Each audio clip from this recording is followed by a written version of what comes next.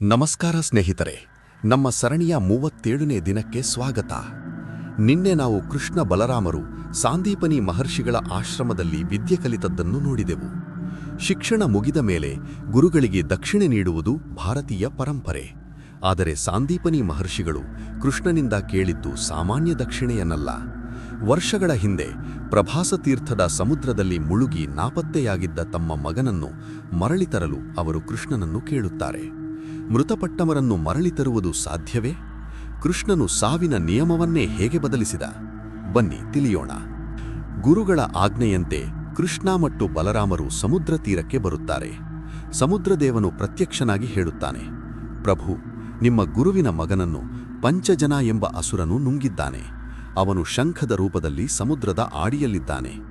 ಕೃಷ್ಣನು ಸಮುದ್ರದ ಆಳಕ್ಕೆ ಧುಮುಕಿ ಆ ಪಂಚಜನ ಎಂಬ ರಾಕ್ಷಸನನ್ನು ಸಂಹರಿಸುತ್ತಾನೆ. ಆದರೆ ಅವನ ಹೊಟ್ಟೆಯಲ್ಲಿ ಗುರುವಿನ ಮಗ ಇರಲಿಲ್ಲ. ಆಗ ಕೃಷ್ಣನು ಆ ರಾಕ್ಷಸನ ಶರೀರದಲ್ಲಿದ್ದ ದಿವ್ಯವಾದ ಶಂಖವನ್ನು ತನ್ನದಾಗಿಸಿಕೊಳ್ಳುತ್ತಾನೆ. ಅದೇ ಮುಂದೆ ಕೃಷ್ಣನ ವಿಜಯದ ಸಂಕೇತವಾದ ಪಾಂಚಜನ್ಯ ಶಂಖವಾಯಿತು. ಮಗನು ಅಲ್ಲಿಲ್ಲದ ಕಾರಣ ಕೃಷ್ಣ ಮತ್ತು ಬಲರಾಮರು ನೇರವಾಗಿ ಯಮರಾಜನ ನಗರವಾದ ಸಂಯಮಿನಿಗೆ ತೆರಳುತ್ತಾರೆ. ಕೃಷ್ಣನು ತನ್ನ ಪಾಂಚಜನ್ಯ ಶಂಖವನ್ನು ಊದಿದಾಗ ಇಡೀ ಯಮಲೋಕವೇ ನಡುಗತೊಡಗುತ್ತದೆ. ಸಾಕ್ಷಾತ್ ಪರಮಾತ್ಮನೇ ತನ್ನ ದ್ವಾರಕ್ಕೆ ಬಂದಿರುವುದನ್ನು ಕಂಡು ಯಮರಾಜನು ಓಡಿಬಂದು ಪೂಜಿಸುತ್ತಾನೆ.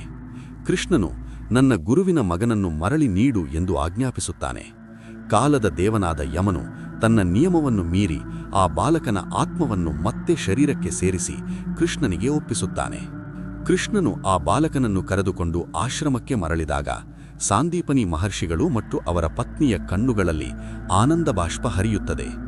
ಕಳೆದು ಹೋದ ಮಗನನ್ನು ಮರಳಿ ಪಡೆದ ಅವರು, ಕೃಷ್ಣ, ನೀನು ಕೇವಲ ಶಿಷ್ಯನಲ್ಲ, ನೀನು ಜಗತ್ತಿನ ಕತ್ತಲನ್ನು ಆರಿಸುವ ಜಗದ್ರಕ್ಷಕ ಎಂದು ಹರಸುತ್ತಾರೆ. ಕೃಷ್ಣನು ತನ್ನ ಈ ಸಾಹಸದಿಂದ ಜಗತ್ತಿಗೆ ಒಂದು ಸಂದೇಶ ನೀಡುತ್ತಾನೆ.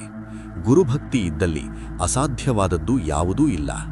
ಈ ದಕ್ಷಿಣೆಯ ನಂತರ ಕೃಷ್ಣನ ವಿದ್ಯಾರ್ಥಿ ಜೀವನ ಮುಕ್ತಾಯವಾಗುತ್ತದೆ. ಸ್ನೇಹಿತರೆ, ಗುರುಗಳ ಮೇಲಿನ ಗೌರವವು ದೈವಿಕ ಶಕ್ತಿಯನ್ನೂ ಮೀರಿಸಬಲ್ಲದು ಎನ್ನುವುದಕ್ಕೆ ಈ ಕಥೆಯೇ ಸಾಕ್ಷಿ. ಈಗ ಕೃಷ್ಣ ಮತ್ತು ಬಲರಾಮರು ಮಥುರೆಗೆ ಹಿಂತಿರುಗುವ ಸಮಯ. ಆದರೆ ಮಥುರೆಯಲ್ಲಿ ಕಂಸನ ಮಾವನಾದ ಜರಾಸಂಧನು ಸೇಡಿನ ಕಿಚ್ಚಿನಿಂದ ಕಾಯುತ್ತಿದ್ದಾನೆ. 17 ಬಾರಿ ಮಥುರೆಯ ಮೇಲೆ ಜರಾಸಂಧ ದಾಳಿ ಮಾಡಿದ್ದೇಕೆ?